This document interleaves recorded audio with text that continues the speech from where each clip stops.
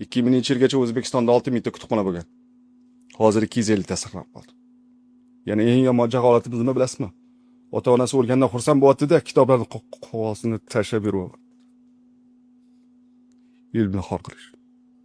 Ilmni xor qilib qanaqa qilib yuksalish mumkin? Bo'lmaydi. Ilk kitobida yozib qo'ydi. Xafa bo'lmanglar, bular juda kuchli gaplar. Va bular osonlik bilan olmadi. Qog'ozning narxini oshganini tualet qog'ozidan bilgan insonlar o'ylayvering, ular qayeri bilan o'ylashini. Nima millatga aylandi? Kitob sotib o'tiraman-da, qarang.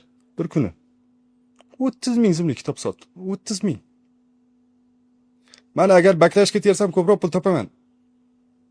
Vagonga chiqsam ko'proq pul topaman. Yonimda bir ayol o'tiradi. Sal teparoq. Gadoychilik qildi-da 1,5 million so'm pul topdi. Undan ham ko'proq pul. Yomon alam qildi-da. Nima bilasizmi? Degan buni ham keltirib bergan, hammasi kitoblarda yozilgan. Degan aytadi.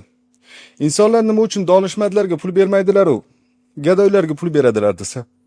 Degan aytadi. Ular ahmoq emas, bilishadi ko'r va kar bo'lib qolishligi mumkinini. Gadoy holatiga tushishligi mumkinligini.